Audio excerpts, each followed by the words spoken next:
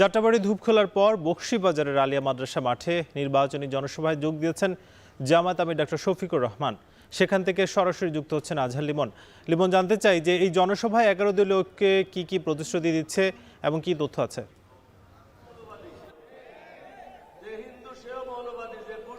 সাকিব, এই মুহূর্তে এই বকশীবাজারের আলিয়া মাঠের এই জনসভায় আমরা দেখছি যে কর্নেল অলি বীর বিক্রম উনি বক্তৃতা করছেন।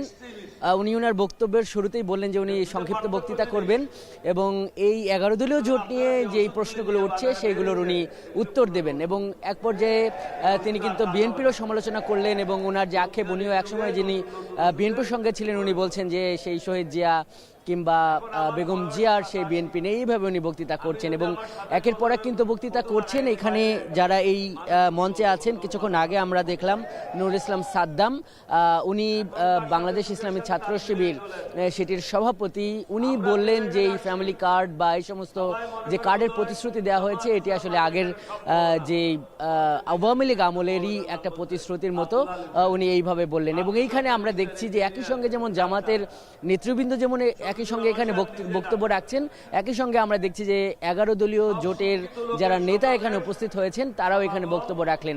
আমরা দেখলাম সাদিক কায়েমকে এখানে কথা বলতে। সাদিক কায়েম স্পষ্টতই বললেন যে একটি দল এই গণভোটের হ্যাঁর পক্ষে প্রচারণা চালাচ্ছে না, বরং নায়ের পক্ষে প্রচারণা চালাচ্ছে। হ্যাঁর পক্ষে কিন্তু এখানে অধিকাংশ যারা রাজনীতিক তারা তাদের প্রতীকের জন্য তো চাইছেনই, একই সঙ্গে গণভোটে হ্যাঁর পক্ষে চাইছেন। এবং সাদিক কায়েমের ভাষায় তিনি বলছেন যে যারা নায়ের পক্ষে চাইছে তারা মূলত পুরানো যে ফ্যাসিবাদী কাঠামো সেটি তারা অটুট রাখতে চায়। একই সঙ্গে এখানে বক্তব্য রেখেছেন লেবার পার্টির সভাপতি মোস্তাফিজুর রহমান ইরান। তাদের প্রত্যেকের ভাষায় কিন্তু ওই যে প্রতিপক্ষ বা যারা প্রতিদ্বন্দ্বী আছে তাদের বিরুদ্ধে বেশ উত্তপ্ত বক্তব্য কিংবা ক্ষোভ ছিল। জামাতের আমির এখন মঞ্চে আছে, যেটি দেখতেই পাচ্ছেন, উনি হয়তো আর কিছুক্ষণের মধ্যেই এখানে বক্তব্য রাখবেন। আমরা এই জামাতের আজকে সারাদিনের সমাবেশ কভার করতে গিয়ে যেটি দেখলাম যে বাংলাদেশ জামাত ইসলামী আসলে সামনের দিনে সরকার যদি গঠন করতে পারে তারা কি করতে চায় সেই বিষয়গুলো তিনি এই জামাতের আমির যেমন বলেছেন, একই সঙ্গে ভোট কেন্দ্রের নিরাপত্তা নিয়ে বলেছেন। উনি এই ধূপখোলা মাঠে উনি বলেছেন যে যদি কেউ ভোট ডাকাতি করতে যায় তার হাত যেন গুঁড়ে দেওয়া হয়, এভাবে কিন্তু হুঁশিয়ারি করেছেন।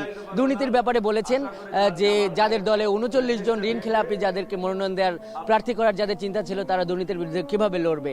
তো এখন এখানে এই জামাতের আমির আছেন। এই সবশেষ আজকের যে জনসভা, এখান থেকে তিনি কি বলেন এর জন্য এখানকার জনতা, জামাতের কর্মসমর্থক, 11 দলীয় জোটের কর্মসমর্থকরা অপেক্ষায় আছেন, অপেক্ষায় আছি আমরাও। সাকিব, বকশীবাজারে হচ্ছে জামাতের জনসভা, সে খবর জানাচ্ছিলেন আজহার লিমন।